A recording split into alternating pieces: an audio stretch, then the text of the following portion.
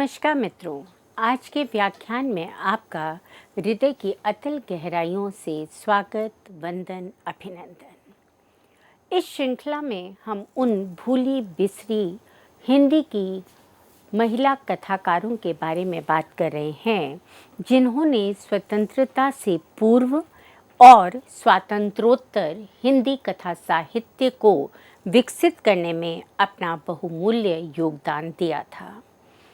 आज के व्याख्यान में हम सुमित्रा नंदन पंत की समकालीन श्रीमती तारा पांडे के विषय में और उनकी कहानियों के बारे में जानने और समझने का प्रयास करेंगे।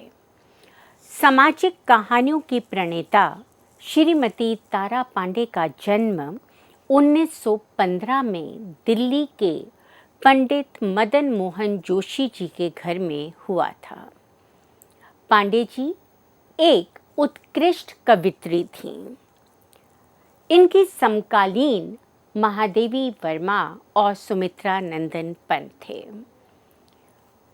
तारा जी की प्रारंभिक शिक्षा अपने घर पर हुई। हिंदी के अतिरिक्त इन्हें अंग्रेजी और बांग्ला भाषा पर भी पूर्ण अधिकार प्राप्त था। साहित्यिक प्रतिभा की धनी तारा जी ने साहित्य जगत में चाहे एक कवित्री के रूप में प्रवेश किया, किंतु कालांतर में इन्होंने गद्य काव्य और अपनी कहानियों के माध्यम से भी अपने पाठकों के मध्य एक स्थान अर्जित किया। इनके प्रमुख कविता संग्रह हैं सीकर, वेणुकी, अंतरंगिणी, शुकपिक, पावस, आभा, गोधूली, विपंची, अनलकली, काकली, संबोधिनी, वल्लकी, सांझ, पंखुड़ियाँ, हिम, पंकज, रंजना, भावगंधा, स्मृति सुगंध, पारिजात, सुघोष, पुष्पहास, मणिपुष्पक तथा छिन्न तुलिका। इसके साथ ही तारा देवी जी ने गद्य काव्य की भी सृष्टि की।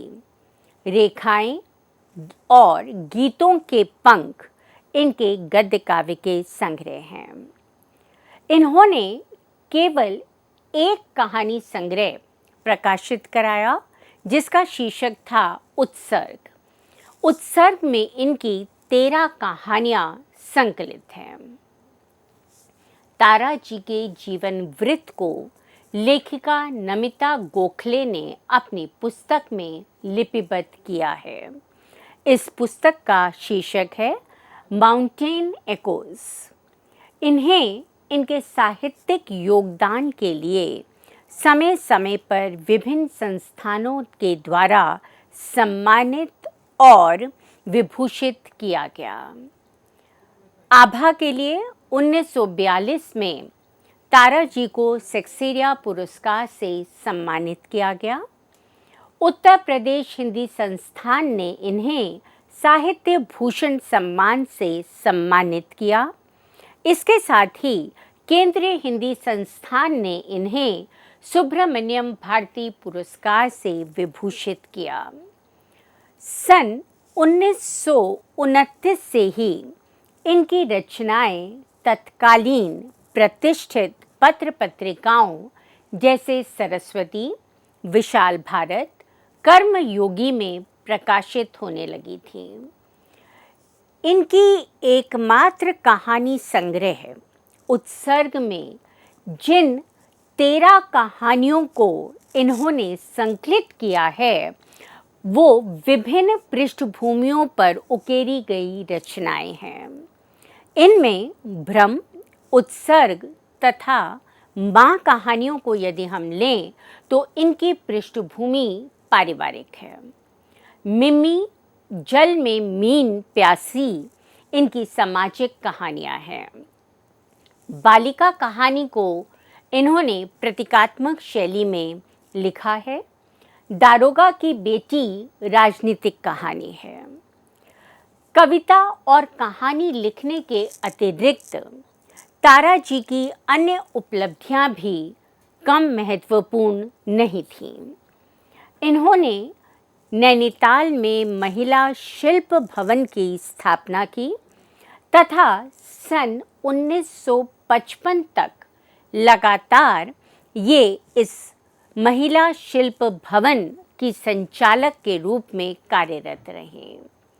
किंग एडवर्ड मेमोरियल सैनिटोरियम भोवानी की ये प्रबंध कारिणी सदस्य के रूप में विराजित थी और उसके माध्यम से इन्होंने समाज सेवा की। 1936 से लेकर 1940 ये वो समय था जब उत्तर प्रदेश सरकार द्वारा प्रकाशित होने वाली पत्रिका हक के संपादन मंडल में इन्होंने अपनी महत्वपूर्ण भूमिकाओं को अंकित किया। उत्तर प्रदेश एजुकेशन कमेटी की सभा नेत्री के रूप में भी इन्होंने अपने अनुभवों को साझा किया है। अगर हम तारा देवी की कहानियों पर बात करें तो इनकी सामान्यतः कहानियाँ नारी प्रधान हैं। इन कहानियों में हमें नार्योचित कोमल भावनाएं मिलती हैं। वेदनाओं को इन्होंने इतनी सूक्ष्मता के साथ उद्घाटित किया है। नारी के मन में किस प्रकार की अभिलाषाएं उठती हैं और कैसे वो अपनी अभिलाषाओं को, अपनी इच्छाओं को पूर्ण करने के लिए संघर्षरत रहती है, इसको भी इन्होंने अपनी पूरी मर्यादा के साथ रेखांकित करने का प्रयास किया है। इनकी कहानियों में हमें नारी के विभिन्न रूप पत्नी, माता, बहन, पुत्री इत्यादि दिखाई देते हैं। उत्सर्ग कहानी संग्रह में सोना और राखी बंद भाई ये दो कहानियाँ अनाथ बालिकाओं द्वारा झेले जाने वाले उत्पीड़न, शारीरिक और मानसिक यंत्रणाओं पर आधारित हैं। इन दोनों ही कहानियों में इन बालिकाओं को उनके भाई अपना संरक्षण प्रदान करते हैं। सोना कहानी की अनाथ बालिका सोना अपनी भाभियों को प्रसन्न रखने के लिए हर वो संभव प्रयास करती है जो वो कर सकती है, किंतु फिर भी उसकी भाभियां उससे अप्रसन्न ही रहती हैं। अंत में वो गांव में खेती बाड़ी करके अपना जीवन यापन करती है, अपने परिवार से अलग एकांत जीवन जीने के लिए विवश है। शहर में नौकरी करने वाला उसका भाई प्रकाश अपनी बहन के प्रति प्रेम होने के कारण ब्रह्मचर्य जीवन जीने का संकल्प लेता है, क्योंकि उसे लगता है कि कहीं आने वाली उसकी पत्नी उसकी बहन के साथ दुर्व्यवहार ना करे।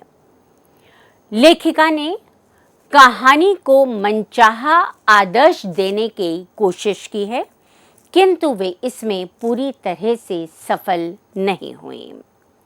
राखी बंद भाई कहानी की नैना भी अनाथ है। उसका लालन पालन करने वाली उसकी चाची कर्कशा है, उसके ऊपर अत्याचार करती है, उससे छुटकारा पाना चाहती है और इसीलिए एक दिन मास्टर जी से बात करता हुआ देखकर वे नैना के ऊपर चारित्रिक लांछन लगाने से भी पीछे नहीं हटती और उसे घर से निकलवा देती हैं। लेखिका ने आकस्मिकता का अवलंब लेते हुए नैना के राखी बंद भाई नरेंद्र को ठीक उसी समय वहाँ पर उपस्थित कर दिया और वह अपनी बहन को लेकर अपने संरक्षण में उसे रख लेता है। इस आकस्मिकता से कहानी अस्वाभाविक हो गई है। इसके तुलना में यदि नैना स्वयं नरेंद्र के पास जाकर उससे आश्रय मांगती या नरेंद्र और नैना कहीं मार्ग में मिल जाते तो कहानी अधिक विश्वसनीय लगती। किंतु लेखिका का अभीष्ट भाई के आदर्श को व्यक्त करना था और इसलिए उन्होंने उसे ठीक उसी समय उस स्थान पर उपस्थित कराया जब नैना को उसकी आवश्यकता थी। इन दोनों कहानियों की अपेक्षा तारा पांडे जी की विमाता कहानी स्वाभाविक लगती है। नायिका रजनी अपने सौतेले पुत्र से मातृव्रत स्नेह रखती है, किंतु अपने पति और पुत्र का प्रेम और विश्वास अर्जित करने के लिए उसे घोर परिश्रम संघर्ष करना पड़ता है। यहाँ लेखिका ने ये स्पष्ट करने का प्रयास किया है कि इस समाज में बहू के प्रति सास कितनी निर्ममता की हद तक जा सकती हैं। सौतों में किस प्रकार से सौतिया डाह या ईर्ष्या की भावना होती है, वो किस प्रकार से एक दूसरे के साथ क्लेश करती हैं। और इसके साथ ही लेखिका ने इस बात को भी रेखांकित किया है कि विमाता चाहे कितना भी स्नेह प्रेम करे, पर अपनी सौतेली संतान के लिए ये समाज उसे हमेशा सौतेला कहकर ही बुलाता है और एक निष्ठुरता संबंधी संबंध पूर्व में ही निश्चित कर दिया जाता है, जिसे चाहकर भी वो माँ लांघ नहीं पाती। तारा जी की प्यास और वंध्या, ये कहानियाँ संतानहीन नारियों के अतृप्त मातृत्व पर आधारित रचनाएं हैं। प्यास कहानी की नायिका विनीता संतानहीन होने के कारण अपने पति गोपाल के प्रति भी उदासीन हो जाती है। उसे लगता है कि क्योंकि वो अपने पति को संतान सुख नहीं दे पा रही, इसलिए उसका पति उसे खिंचा खिंचा रहता है। उसकी उदासीनता को दूर करता है गोपाल के मित्र का मातृहीन बालक रंजन। रंजन को अपने जीवन में पाकर वो संतानहीनता के दंश को धीरे धीरे भूलने लगती है, किंतु उसकी ये प्रसन्नता अधिक समय तक स्थायी नहीं रह पाती। रंजन की मृत्यु दंपति को अवसाद के गहरे सागर में धकेल देती है। वंध्या कहानी किंचित भिन्न धरातल पर अवस्थित कहानी है। रेणु अपने बांध्यपन से शुद्ध होकर अपने पति को संतुष्ट करने के लिए मीना के साथ उसका दूसरा विवाह करा देती है, किंतु जैसे ही ये विवाह संपन्न होता है, वो दुख, अवसाद, पीड़ा, कुंठा से भर उठती है। उसे लगता है कि उसने अपने ही हाथों से अपने पैरों पर कुल्हाड़ी मार दी है, किंतु अब समय को दोबारा से पीछे नहीं किया जा सकता था। उसके जीवन में सौत का दुख आ जाता है। पति नव विवाहिता के प्रेम में ऐसा लिप्त हो जाता है कि वो अपनी पहली पत्नी की उपेक्षा करने लगता है। इतना ही नहीं, सास भी उसकी पीड़ा को समझ नहीं पाती और निरंतर व्यंग वाणों से उसे बेंधती ही रहती है। मीना का पुत्रवती होना उसके कष्टों को और बढ़ा देता है, किंतु वह अपनी सभी पीड़ा को मानो विष समान पीकर सौत के पुत्र के प्रति अपना संपूर्ण ममत्व उड़ेल देती है। लेखिका की कहानी जल में मीन प्यासी। इस कहानी की रानी को पति की उपेक्षा, सास की कटु उक्तियों से ननद विभा की सहानुभूति ऐसे लगती है जैसे डूबते को तिनके का सहारा, किंतु जैसे डूबते हुए व्यक्ति के लिए तिनका सहारा तो हो सकता है किंतु क्षणांश के लिए, उसी तरह से धीरे धीरे विभा का वास्तविक स्वरूप, वास्तविक चरित्र उसके सामने प्रकट होने लगता है। उसके दुर्वचनों से मर्माहत हो रानी अंततः आत्महत्या कर अपने प्राणों की आहुति दे देती है। इस संसार में विचित्र महिमा है। पत्नी की कुरूपता, विकलांगता अथवा गंभीर रुग्णावस्था से उसका पति सहानुभूति के स्थान पर विरक्ति रखने लगता है। इसके ठीक विपरीत यदि ऐसी ही परिस्थितियों में पति आए, वो देखने में बहुत अधिक आकर्षक ना हो या किसी गंभीर बीमारी से जूझ रहा हो, तो पत्नी अपनी दुख, अपनी तकलीफ़ों को भूलकर यथाशक्ति उसका सम्मान करती है, उसके साथ रहती है, उसे अपना स्नेह देती है। अपनी स्त्री की दुर्बलता को सहने के लिए पुरुष कभी भी तैयार नहीं रहता, और जैसे ही उसे उसकी कोई भी दुर्बलता पता चलती है, वो निरंतर उसी बाणों से उसे खींचता रहता है, खींचता रहता है और उसे अंदर ही अंदर मर्माहत करता रहता है। सौंदर्य कहानी की सुंदरी कथा चेचक से अपने सौंदर्य के खोने के साथ ही अपने पति का स्नेह, प्रेम इसे भी खो देती है। यद्यपि वे भीतर ही भीतर टूट जाती है। पति की उपेक्षा उसे सहन नहीं होती, किंतु फिर भी वो धैर्य का सहारा लेती है और पति की कठोरता, उपेक्षा, तिरस्कार इन सब को सहते हुए पूर्ववत उसकी सेवा करती रहती है। अनूप उसकी सेवा से पिघलता है, उसका हृदय परिवर्तित हो जाता है और वह पत्नी के प्रति सदाशय बन जाता है। लेखिका ने कथा विकास में मनोवैज्ञानिकता के निर्वाह का पूरा ध्यान रखा है, किंतु यहाँ ये प्रश्न उठता है कि क्यों महिलाएं अपने जीवन को अपने पति पर समर्पित कर देती हैं, उस पति पर जो निरंतर उसकी उपेक्षा कर रहा है, उसका तिरस्कार कर रहा है और उस चीज़ के लिए तिरस्कार कर रहा है जिस पर उस महिला का कोई अधिकार ही नहीं है।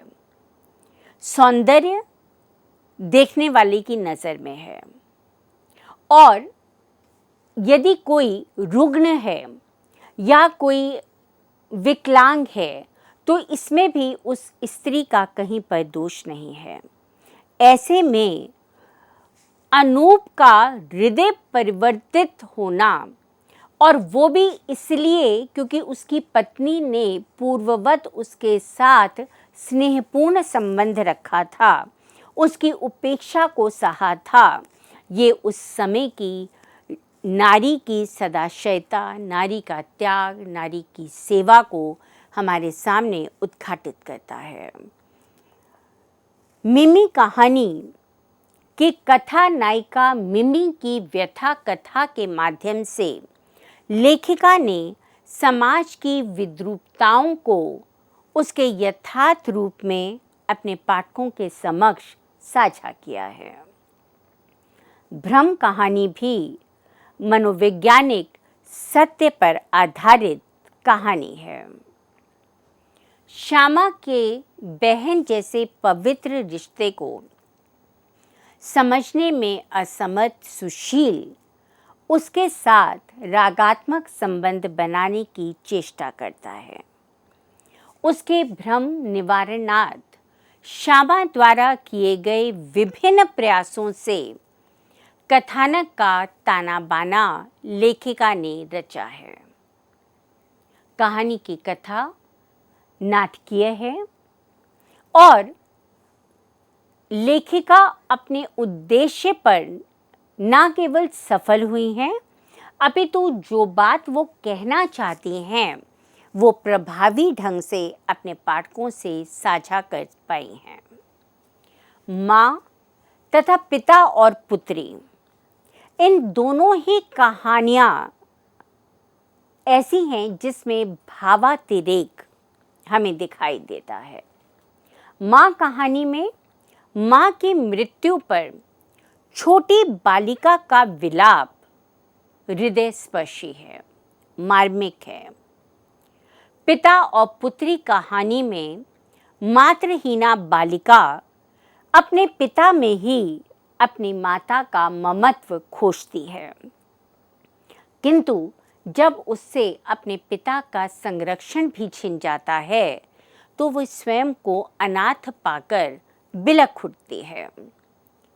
बालिका कहानी की नायिका विवाहों उपरांत पति गृह में मिली उपेक्षा के कारण अध्यात्म द्वारा भगवत प्राप्ति करने लगती है। रचना अस्वाभाविकता से युक्त है और बेहद सामान्य स्तर की है। लेखिका ने जीवन में आने वाली प्रतिकूलताओं को सहज भाव से सहन करने की शिक्षा दी है। श्रीमती तारा जी की सामाजिक कहानियाँ यथार्थ पर अवस्थित हैं। उनमें निहित भावातिशयता पाठकों को अभिभूत करती है। प्रेमचंद ने इनकी सामाजिक कहानियों पर दृष्टि डालते हुए लिखा है, श्रीमती तारा पांडे कवि हैं और कवि का हृदय तथा कवि की आंखें रखती हैं। इन्होंने मानव जीवन को कवि की सहृदय और कलात्मक दृष्टि से देखा है और उनकी इन सभी रचनाओं में सद्भावना की प्रेरणा भरी हुई है।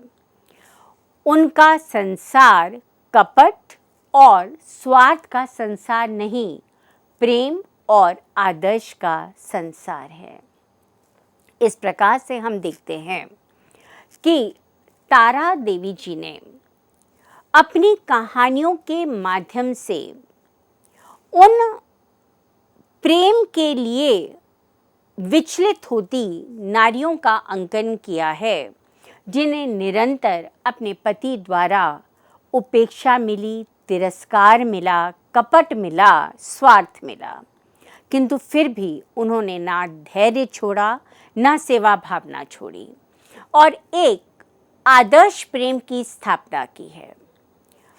तारा जी ने भी अपने समय के अन्य लेखक लेखिकाओं की भांति नारी के आदर्श रूप को ही अपनी कहानियों के माध्यम से अंकित करने का प्रयास किया है।